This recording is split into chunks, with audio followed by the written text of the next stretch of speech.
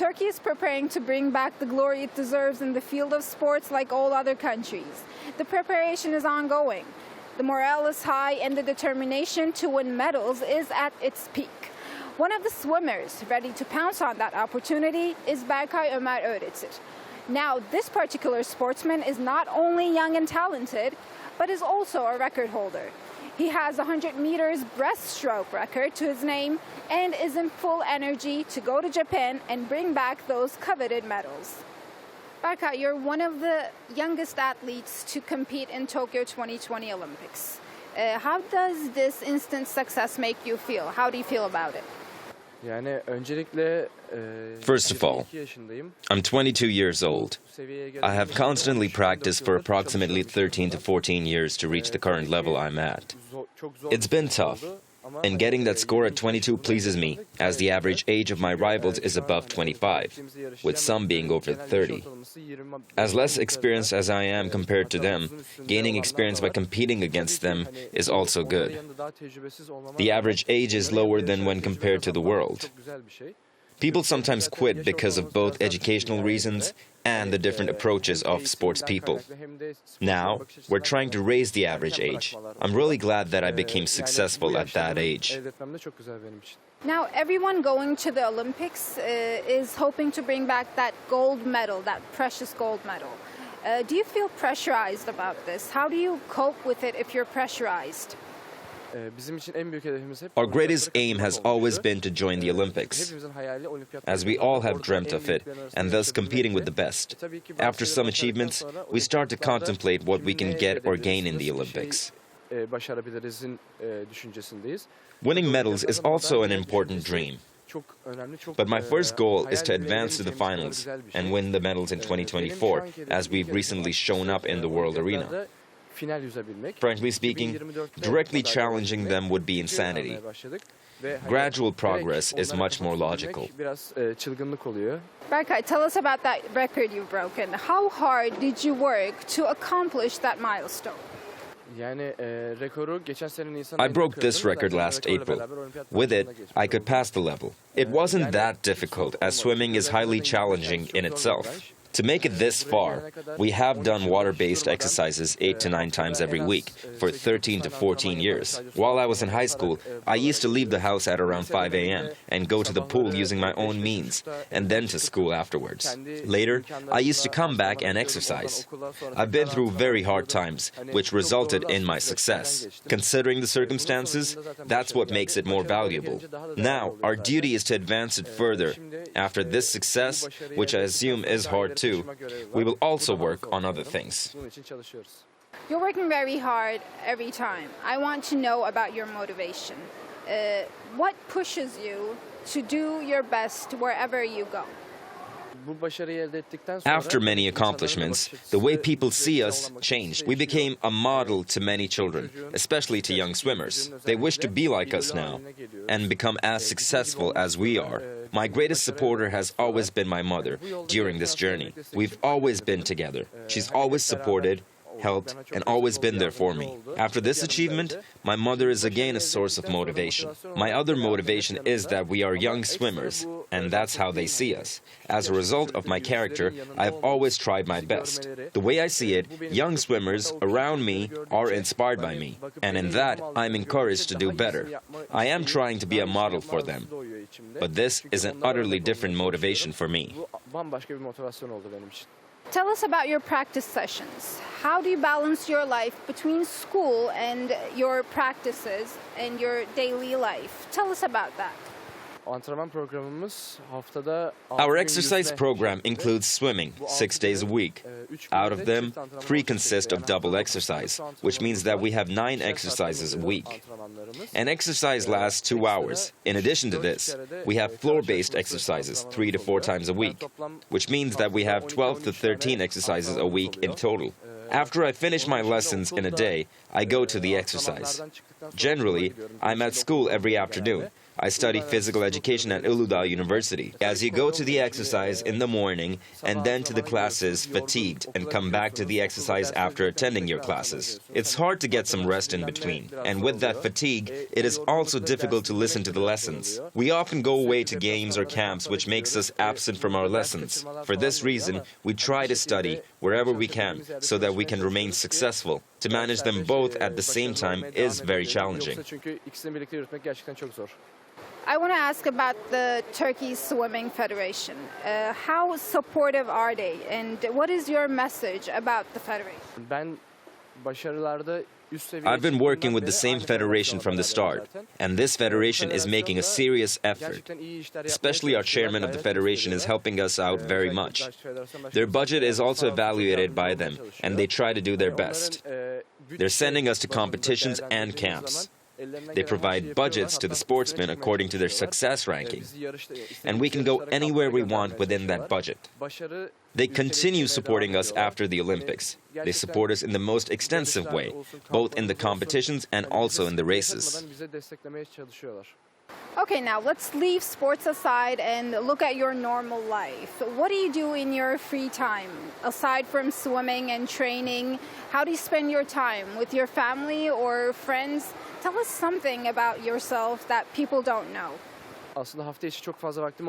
On weekdays, I don't get enough leisure time to enjoy myself, because when I leave here, it's around 8:30 p.m., after which I can only go home.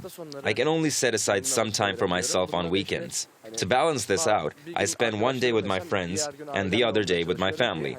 Spending time with people is very difficult.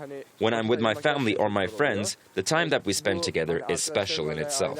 We go wherever they want. Or, if I can arrange it, I prefer going to football or basketball matches. Indeed, I'm never away from sports. I also follow it and like watching it online. Sometimes I go to the matches either with my family or my friends. Aside from that, I am generally at home. Enjoying our youth is a bit difficult as we cannot go out like other people. But after these records, I never look back over my shoulder, as not everyone can reach them. I'm happy this way. In the end, it's all okay. I want to ask you, if you win the gold medal from the Olympics, how will you celebrate it? This is pretty intense. I can't imagine doing anything else, or even if I could do anything else, beyond working for this gold medal, especially in swimming. To become the first all around the world, I don't know what I can do or how I could react to this. It is indeed very difficult to answer that. Apart from representing Turkey's national team and participating in the 2020 Tokyo Olympics, Berkay is also a proud member of the Galatasaray Sports Club. We got the chance to talk to Berkay's coach, Eray Açıkgöz, who's been training him for 14 years, who said years of hard work and vigorous training sessions do eventually pay off. Berkay Ömer Öğretir has worked with us for 13 or 14 years, since 2005 or 2006. Upon finding out his talent during summer schools, with 3 or 4 years basic training and a 4-year performance period as a result of his performance, there were preparations for the national team and Turkey championships, winners' rostrums. And in the last 4 years, the transition to a professional level.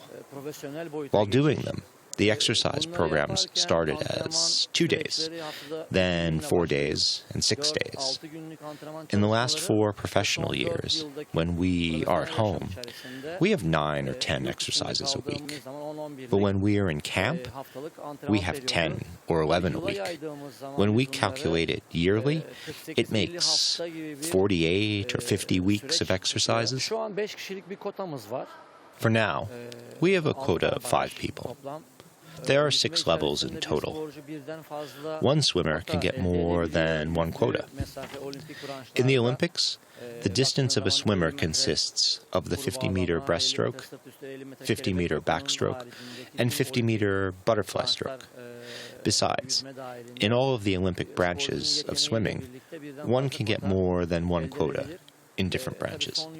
In recent years, with the sustainable programs and projects by our state and ministry, among which TOHM was a great leap. We advanced. There is a common project for supporting the Olympics with cooperation between our federation and the ministry. With the merger of two projects, today we have 5 quotas. Well, I want to ask you about the trainings of the trainers. Turkey is not so used to going to the Olympics in the swimming field. So what do you think about the trainers? I mean, are they capable and do they have enough knowledge of training the Olympic sportsmen?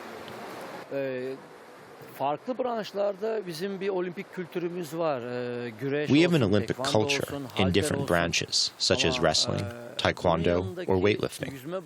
But in swimming, we were participants in the Olympics in the past. It means that there are 2 factors in the Olympics. One is the A level, where a swimmer joins after passing other levels with his own performance. And the other one is the B level. The A level is based on 14 competitors of the previous year. In B, there was a quota of 980 or 990 people set by the Olympic Committee. For 2020, the National Olympics Committee reduced it to 780. For that, there must be a socioeconomic aspect to the countries. The countries should also invest in the facilities. In population, we're Europe's second biggest. But in comparison, we lack athletes with the proper training. For example, France is economically advanced and is also slightly ahead of us in population terms. But they have 290,000 active athletic swimmers. The United Kingdom has around 200,000, and so does Italy. These were the countries we competed against in recent events. Germany, for example, has 250,000 swimmers. There's a common conception in the world that 10% of a nation's population will be athletes, and 1% of these athletes will be specialized in their branches, in swimming. From this conception, we should have reached 800,000 swimmers, but our recent number of swimmers in basic training, as assisted by the Ministry and the National Swimming Project, which is very important for our organization and helps 11 and 12-year-olds, but also our youth national teams and the training they've gone through, the foundation of the under-12 national team or the under-23 national team, and the adult national teams. In addition to these, our numbers grow day by day to be comparable to European and global teams. In the last 3 years, we've seen a serious growth in our number of athletes. And if we observe our increase in members, we can conclude that we have a quota of 5 for the Olympics, which can easily go up to 10. Aside from individual quotas, we also have 2 major relay swimming teams. A women's 4x200 meter swimming team and a men's 4x100 meter mixed and 4x100 meter free swimming teams, which are globally placed 16th. If we can keep our form like this, we'll be invited to the Olympics. We only had 2 A quota people in the past. Nazir Karap got an Olympic quota in 400 meter freestyle swimming in 2016, but only after an intense practice process, and Berkay Ömer Öğretir. Ours is a federation founded in 1957, but with only 2 A-level quotas and a bunch of B-level quotas. In the past, we didn't have access to such facilities, international training camps, or international competitions. Today, we are very lucky. When we look into our yearly plan with Berkay, we have 3 camps. Erzurum is an advantage regarding this, since we used to have to go to South Africa or France. But nowadays, we have access to these camps, thanks to our federation and the ministry. If we look into Berkay's performance, right now, he's at a level comparable to previous Olympics semifinals. He has shown his performance levels twice last year. 1:59.54 and 5:9.75 at the season's last competition. In the 200 meters, he timed from 2:11.00 to 2:10.64, and our goal is to go as low as 02:09.70. Our goals now are to go to the finals in the mid-season games in Europe in May, and as a follow-up, to go to the semifinals or finals in the August 2020 Tokyo Games. Apart from that, if we want our country to get medals, participation in the Olympics by a sportsman should be given real importance. We have very young sportsmen compared to the other countries. In the finals, the age average is like 24 to 26. And for medals, it's 26 to 28, since there is a need for serious experience. In the Olympics, for semifinals and finals, there might be a candidateship afterwards. So, there is a requirement of like 10 to 12 years of professional experience.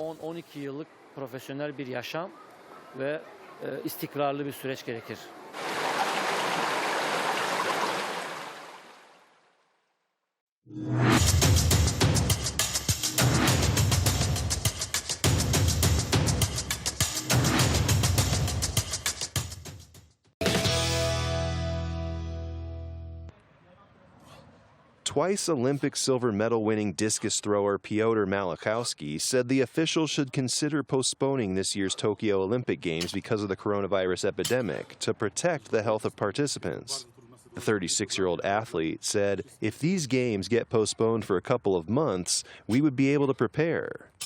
Jeśli chodzi o Igrzyska Olimpijskie, jest to bardzo trudna sytuacja, nie tylko dla mnie, ale dla wszystkich sportowców, którzy się przygotowują do Igrzysk. Dla niektórych jest to po prostu impreza życia. Niektórzy po prostu są już w takim wieku, że mogą jak ja pożegnać się. Dla mnie jest to ostatnia impreza w moim życiu. Mam nadzieję, że MKOL i wszystkie komitety olimpijskie wezmą pod uwagę, że zdrowie jest najważniejsze i bezpieczeństwo. Jeżeli będzie taka sytuacja, że te igrzyska zostaną przełożone i będą w tym roku, ale powiedzmy, nie wiem, w listopadzie, w grudniu, to na pewno będzie to dużo lepsza sytuacja dla sportowców, bo będą mogli się przygotować. Mam nadzieję, że również cała kwarantanna minie już i będziemy mogli normalnie zacząć przygotowywać się. Countries including Colombia and Slovenia have called for the games to be postponed if the coronavirus epidemic persists. Others have said they should go ahead, with the foreign ministers of South Korea, China, and Japan expressing support for Tokyo to host a complete Olympics.